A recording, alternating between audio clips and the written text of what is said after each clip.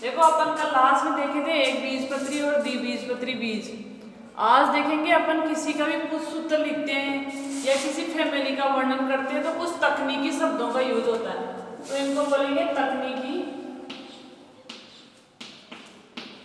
शब्दावली।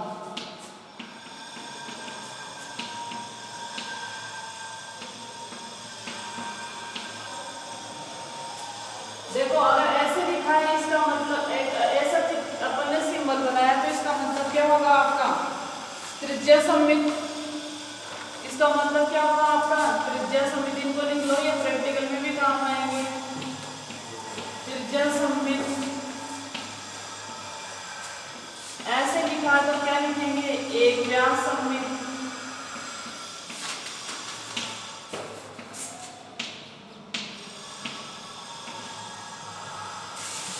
अगर ऐसे लिखा है तो क्या हो जाएगा एक लिंगी, कोई सा भी हो सकता है नर और मादा। अगर ऐसा लिखा है तो क्या हो जाएगा द्विलिंगी।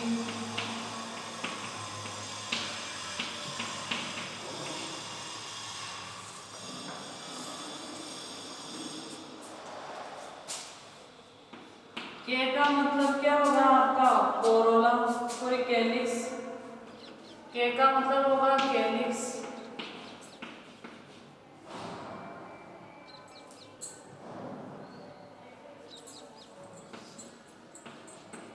सी का मतलब होगा कोरोला, दल बाह्य दल बन गया आपका। ठीक है, अब आप देखते हैं बाकी अपन। अगर वो ऐसे लिखता है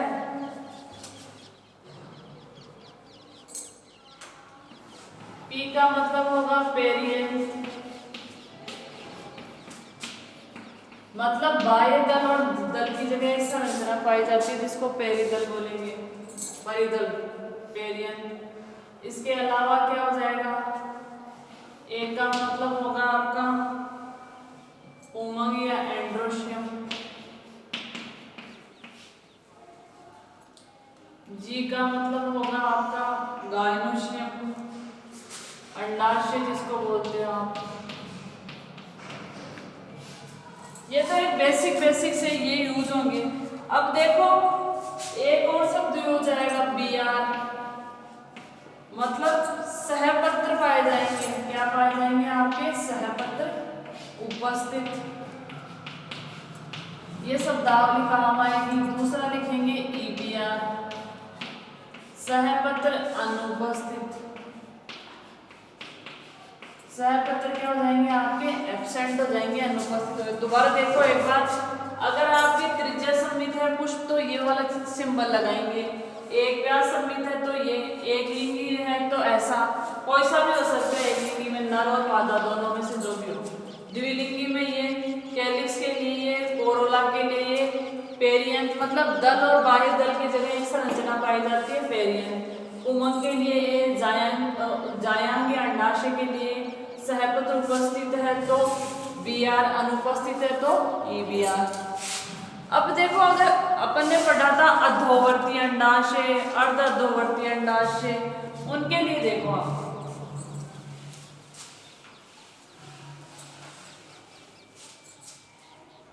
क्या किया जाएगा।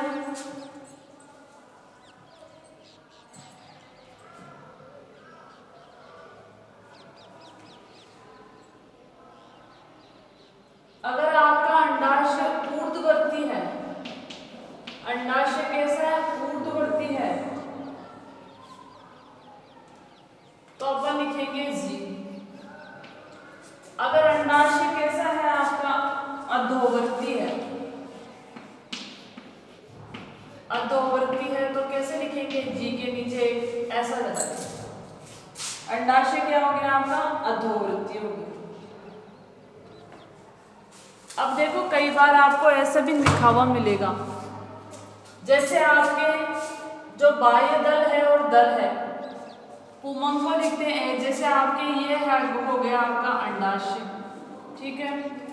अब ये होगा आपका पुमंग सॉरी परिदल, ये हो गया आपका उमंग। अगर ये आपस में जुड़े हैं तो ऐसे लगा देंगे। अब जैसे आपके कौन जुड़े हैं, जैसे आपके एक कंडीशन ये होती है, दूसरी कंडीशन ये हो सकती है जैसे बाह्य दल है, ये दल है जैसे, ठीक है। दल को अपन ने कैसे लिखा, अब क्या होंगे, अब सॉरी बाह्य दल लिखते हैं कैसे, ये कंडीशन दल और आपका पूर्णांक जुड़े हुए हैं तो ये कंडीशन ऐसे प्रदर्शित कर देंगे। अगर अंडाशय के अंदर जो अंडक है तो अगर अंडक संयुक्त है तो अपन ऐसे लगा देंगे। अंडक और अगर संयुक्त है, इसको देखो दोबारा से देखो इसको,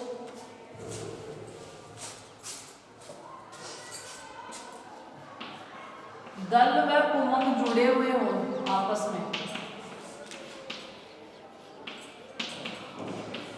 जुड़े हुए हो, दल और पुमंग अगर आपस में जुड़े हो तो कैसे लिखेंगे,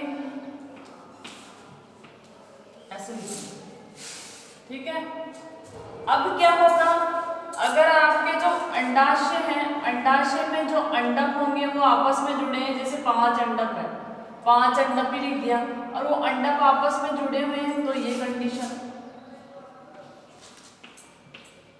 अंडक आपस में जुड़े होंगे तो ऐसे लिख देंगे, अगर नहीं जुड़े हो तो कैसे लिख दोगे आप, ऐसे 5 लिख दो। तो ये कुछ शब्दावली थी जिसका उपयोग होता है, ये आपको ध्यान रखनी है। अब अपन आगे चलते, थोड़ा सा इनको उतार लो।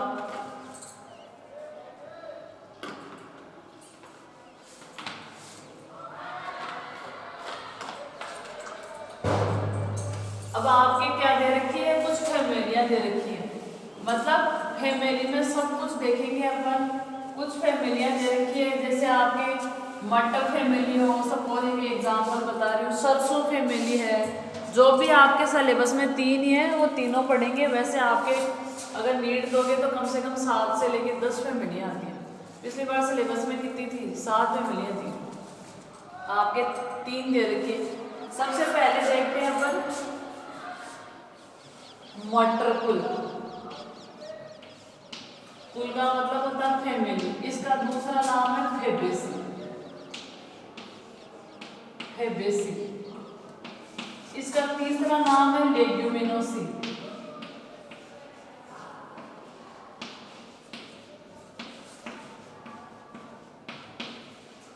लेग्यूमिनेसी का, फैबेसी का और मटर कुल का मतलब ये है लेग्यूम। लेग्यूम का मतलब होता है इनकी जड़ों में गांठे गांठे सी पाई जाती है, इनकी जड़ों में क्या पाई जाती है, आपकी गांठे गांठे सी, और इन गांठों में कौन होता है आपका, राइजोबियम बैक्टीरिया। कौन होता है आपका, राइजोबियम बैक्टीरिया पाया जाता है। ये बैक्टीरिया क्या करता है, वायुमंडलीय नाइट्रोजन का स्थिरीकरण करता है। इसीलिए अगर किसान समझदार है तो वो क्या करेगा, अगर इस बार यहाँ गेहूं सॉरी ये क्या बोलते हैं, मटर, मूंगफली,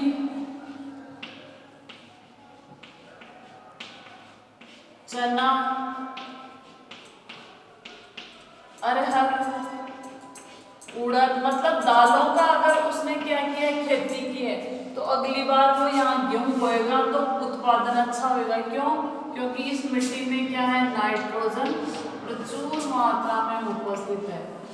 प्रचुर मात्रा में क्या उपस्थित है, आपकी नाइट्रोजन उपस्थित है। तो नाइट्रोजन पौधों की स्वस्थ वृद्धि के लिए जरूरत होती है। अपन कई बार बोलते हैं पौधों की स्वस्थ वृद्धि के लिए क्या चाहिए, NPK, नाइट्रोजन, फास्फोरस और पोटेशियम।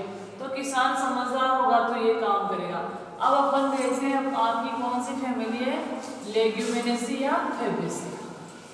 कौन सी फैमिली है, लेग्यूमिनेसी, फैबेसी या मटर कुल। अब अपन इसके सबसे पहले देखेंगे कायिक लक्षण। देखो पौधे में 2 प्रकार के भाग होते हैं, एक होता है कायिक भाग, पौधा 2 भागों में बटा होता है, कायिक भाग, और दूसरा कौन सा होता है आपका, जनन भाग। कायिक भाग में कौन आ जाएगा, जड़, तना और पत्तियां। ये क्या है आपका कायिक भाग है। और जो आपका जनन भाग होगा उसमें कौन आ जाएगा, आपका पुष्प आ जाएगा। पुष्प क्या होता है, लैंगिक भाग होता है। होता है या जनन भाग होता है। तो सबसे पहले देखते हैं इनके कायिक लक्षण। जो आपका मटरकुल है उसमें कायिक लक्षण क्या क्या होंगे? कायिक लक्षण आपको ये तीनों नाम ध्यान रखते हैं, ये तीनों नाम कैसे भी पूछ सकता हो। तो सबसे पहले देखते हैं कायिक लक्षण। कायिक लक्षण में देखेंगे कहाँ का मिलता है, आवास कैसा है, पत्तियां कैसी है। अब सबसे पहले देखते हैं कायिक लक्षण। अब देखो पौधा कैसा हो सकता है, वृक्ष हो सकता है। इस फैमिली के पादप कैसे हो सकते हैं, वृक्ष हो सकते हैं। झाड़ी जानते हो आप, झाड़ी का मतलब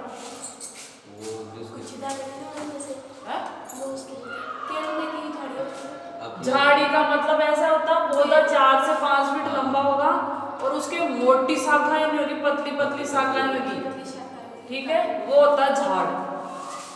झाड़ी हो सकती है, वृक्ष हो सकता है, शाख भी हो सकती है। शाख जानते हो 2-3 महीने में खत्म हो जाती है, छोटे छोटे पौधे जो जमीन से थोड़ा सा ऊपर होते हैं, ठीक है। जड़ों में क्या पाई जाएगी, गांठें पाई जाएगी। इनकी जड़ों में क्या होगी, ग्रंथियां लिख दिया इसमें। अभी मैंने बताया था ग्रंथियां क्यों पाई जाती हैं, राइजोबियम बैक्टीरिया पाया जाता है, ठीक है। ग्रंथियां पाई जाएगी। तना कैसा होगा इनका, ये तो पादप के बारे में बता रहे हैं। फिर तना कैसा होगा, मटर में कैसा होता है, सीधा हो सकता है।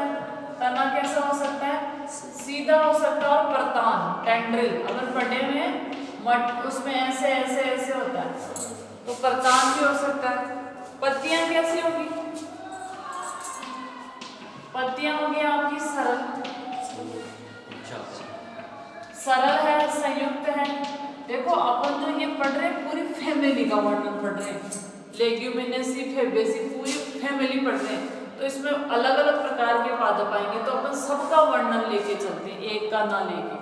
अगर एक विशेष पादप का पूछे तो वर्णन अलग तरीके से होगा।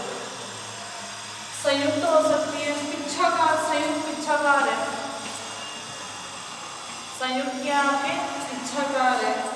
एकांतर समझते हैं, एक के बाद एक एकांतर हो सकती है। पर्णाधार कैसा होता है, कल्पयुक्त होकर मतलब फैला हुआ। पर्णाधार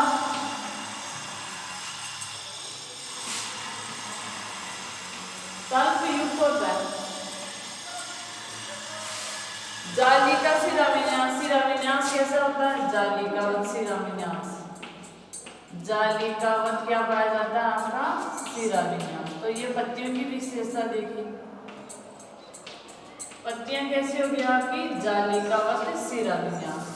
अब अपन देखेंगे पुष्प कैसा होता है। अब पुष्पी लक्षण देखेंगे। ये सारे कौन से लक्षण थे, कायिक लक्षण थे। वृक्ष हो सकता है, झाड़ी, शाख, जड़ों में ग्रंथियां पाई जाती है। तना सीधा हो सकता है, परताल में बदल सकता है।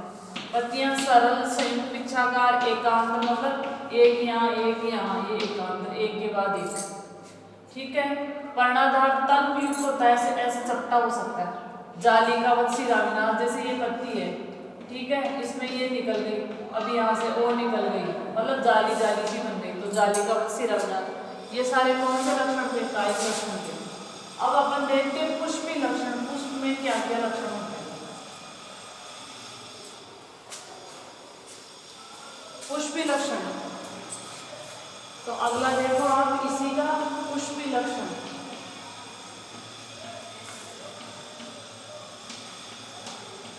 पुष्पी लक्षण में पुष्प कैसा होगा, असीमांशी मतलब असीमित वृद्धि। असीमांशी का मतलब समझते हो ना, लगातार क्या होगा आपका पुष्प वृद्धि करता रहेगा। फूल कैसे होंगे, पुष्प कैसे होंगे, उभयलिंगी मतलब नर और मादा एक में। उभयलिंगी का मतलब क्या होता है, नर और मादा एक ही पादप में उपस्थित है। एक व्यास सममित, एक व्यास सममित के लिए कौन सा सिंबल लगाते हैं अपन, एक व्यास सममित, ये वाला निशान लगाते हैं एक व्यास के लिए अपन। तो पुष्प कैसा होगा, उभयलिंगी मतलब नर और मादा एक ही पादप में उपस्थित है। कैलिक्स यानी बाह्य दल, कैलिक्स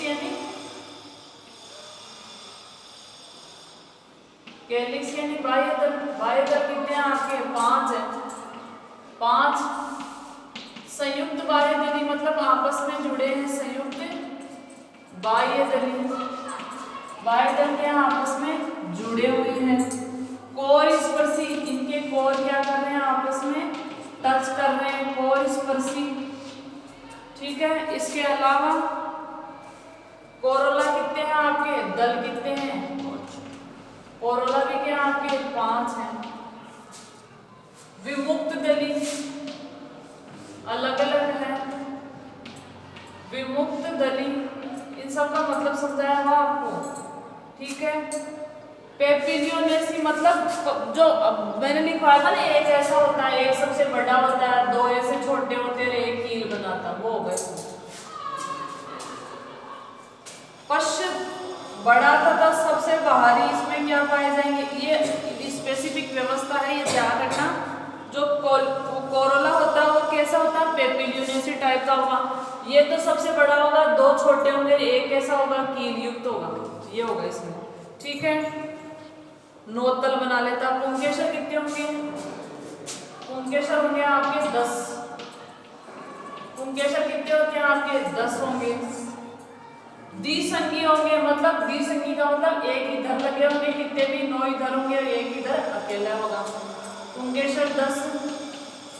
द्विसंगी कैसे होंगे? द्विसंगी पराकोष्ठ द्विकोष्ठी, पराकोष्ठ द्विकोष्ठी।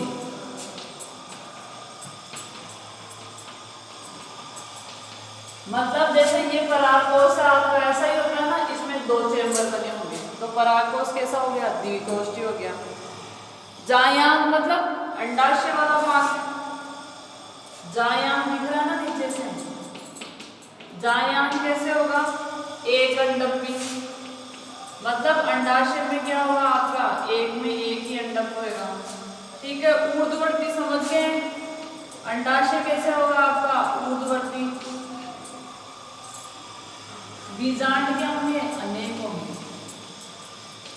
बीजांड क्या होंगे आपके? अनेक पाए जाएंगे। ठीक है। फल का प्रकार है लेग्यूम। फल कैसा होता है? लेग्यूम। जो मटर की फली होती है उसको लेग्यूम बोलते हैं, फली होती है उसको लेग्यूम बोलते हैं। फल का प्रकार है आपका लेग्यूम। ठीक है। बीज एक से अधिक हो सकते हैं। बीज कैसे होंगे? एक से अधिक। और अभ्रूणपोषी, बीज एक से अधिक, एक से ज्यादा बीज होंगे और क्या होंगे? उनमें भ्रूणपोष क्या होगा? अनुपस्थित। अभ्रूणपोषी मतलब भ्रूणपोष क्या होगा? उनमें अनुपस्थित होगा। ठीक है। अब इसका कुछ सूत्र लिखते हैं, उससे आपकी पूरी पिक्चर क्लियर हो जाएगी।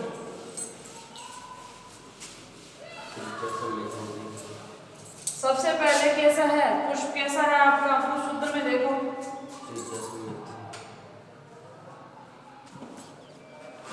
किसका दे रखा है? त्रिज्या समृद्ध है। इसी का दे रखा है पुष्प सूत्र। पासन होता है मटर त्रिज्या समृद्ध आ गया। देख लो किताबों दे रखा है। एक व्यास समृद्ध होता है।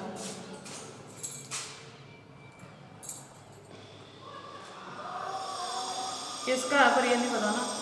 मटर त्रिज्या समृद्ध होता है क्या? मटर एक बार पूछो ना गूगल से, मटर की समिति, सिमेट्री ऑफ पाइसम सटाइम। एक बार रुकना। देखो मटर का पुष्प सूत्र लिखते हैं अपन। तो देखो मटर का पुष्प सूत्र कैसे लिखा है अपन ने? त्रिज्या समृद्ध, द्विलिंगी का मतलब नर और मादा एक ही में उपस्थित है, उभयलिंगी लिख दिया जिसने। बाह्य दल कितने हैं? 5 है, संयुक्त बाह्य दल है।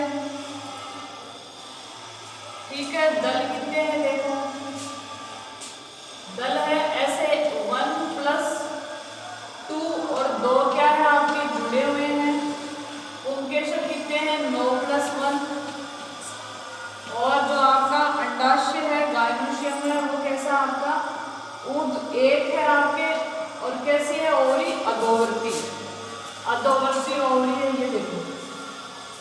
मटर का पुष्पसूत्र। मटर के पुष्पसूत्र में क्या है?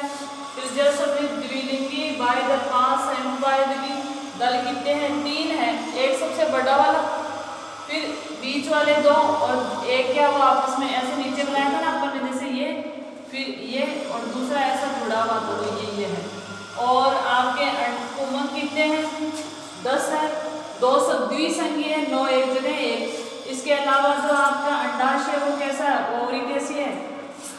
अधोवर्ती अंडाशय है। और अंडक कितने हैं आपके? 1 है। ये है आपके मटर का पुष्पसूत्र। अब इस फैमिली का जो महत्व है, एक तो पायसम सा टाइम दे रखा आपके। पायसम सा टाइम जानते हो? पायसम सा टाइम किसका नाम है? उसका मटर। मटर का वैज्ञानिक नाम क्या है आपका? पायसम सा टाइम। पायसम सटाइम, ये मटर है आपका। ठीक है, इसमें कौन कौन आ जाएगी? चना, अरहर, सेम, मूंग, मूंगफली, सोयाबीन, रंग आ जाएगा। ये सारे क्या है आपके? इसी फैमिली के हैं। इसके अलावा मुलेठी आ जाएगी। मुलेठी औषधि होती है। सजावटी फूल आ जाएंगे। चारा होता है ना आपका, सन, जूट, ये सारी इसी फैमिली में आते हैं। तो इस फैमिली का आर्थिक महत्व भी है। कैसे? जैसे चना आ गया, जितनी भी दालें आती है ना सारी इसमें आ गई। मूंगफली आ गई। सेम नहीं होते जिसको सेम वो बोलते हैं वहाँ पे, बालोड़ की फली, उसको सेम बोलते हैं। रंग आ जाएगा। जो डाई होती है ना आपकी, डाई नीला, जो उजाला उजाला बनते हैं आपके, नीला कलर इसी से मिलता है। चारा सनसेविया, ट्राइफोलियम, सजावटी फूल आ जाएंगे। औषधि मुलेठी वो इसी फैमिली में आ जाएंगी। अगली फैमिली है आपकी सोलेनेसी। अगली कौन सी है? सोलेनेसी, जिसको बोलते हैं अपन क्या, जिसमें आपके धतूरा आता है। तो अगली फैमिली देखो आप सोलेनेसी में आलू भी आता है। आलू आ जाएगा, मिर्च आ जाएगी, धतूरा आ जाएगा, टमाटर आ जाएगा।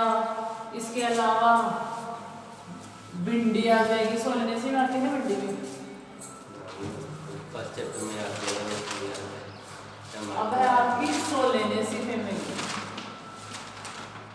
सोलेनेसी।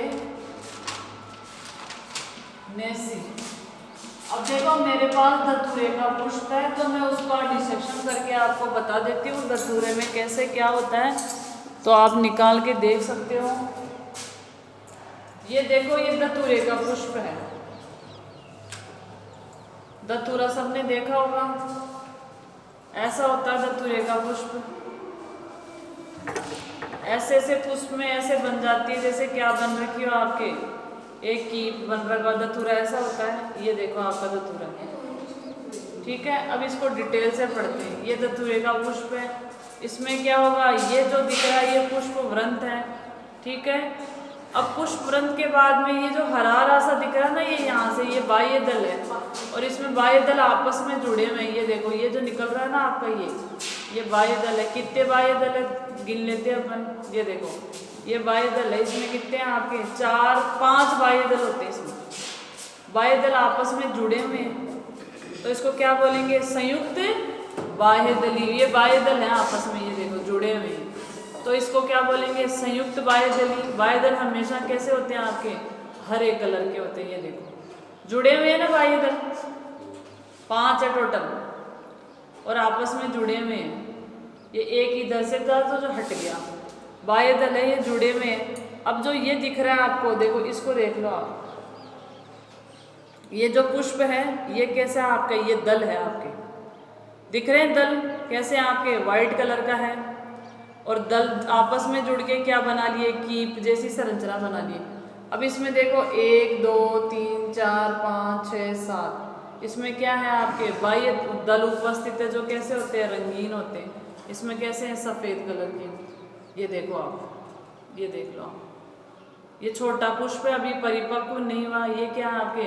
शुरू में बाह्य दल हो कैसे होंगे आपके? हरे कलर के होते हैं, ठीक है। अब इसमें क्या होगा? बड़ी इंटरेस्टिंग चीज़ होगी, आप लोग देखना, मज़ा भी आएगा। ये पुष्प है कैसा है वो सारा देखने को मिलेगा आपको। इसमें जो वर्तिका अंडाशय वगैरह होते हैं सब स्पष्ट दिखते हैं आपके।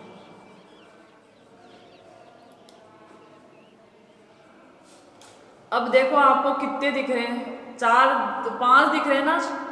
ये कौन है आपके, पुंकेसर है। और ये एक साइड में लटक रही है नीचे, ये वर्तिका है। ये पुंकेसर है। 1 2 3 4 5 दिख रहे हैं। और ये किससे जुड़े हैं, ये देखो दल से जुड़े हुए हैं, दिख रहे हैं ना, दल से जुड़े हुए। तो सोलेनेसी में दलग्न पुंकेसर पाए जाते हैं। ठीक है, 5 है, क्लियर दिख रहे हैं आपको। और ये एक सिरा अलग से, इसमें अंतर है।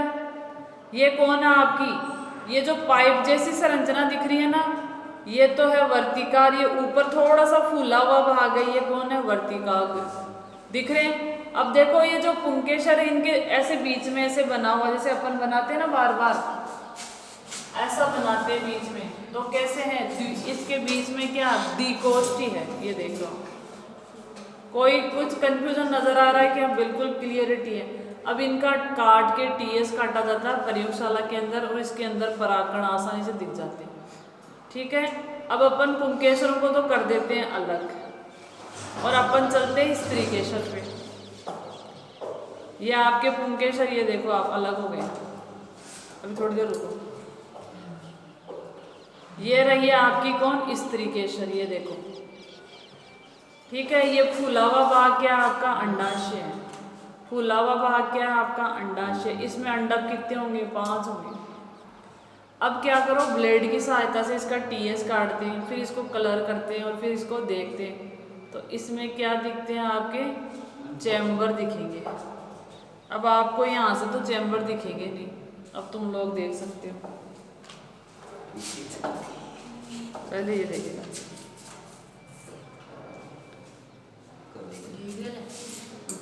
छोटे छोटे अंडक दिखेंगे।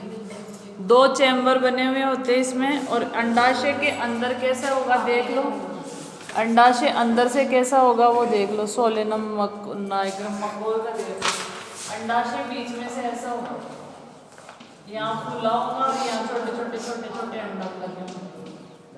तो ये है आपका सोलेनेसी। ठीक है, मेरे हिसाब से सोलेनेसी कभी नहीं भूलोगे। ठीक है, बाकी अपन इसकी डिटेल देखते हैं कि सोलेनेसी में पुष्प कैसा होगा, इनके क्या होंगे। इसके अलावा देखो ये नली जैसी संरचना दे रखी है ना, ये वर्तिका है। ऊपर वाला क्या होता है आपका, वर्तिकाग्र। अब इनके ऊपर परागकण गिरते हैं और इस ट्यूब के अंदर से जाते हैं।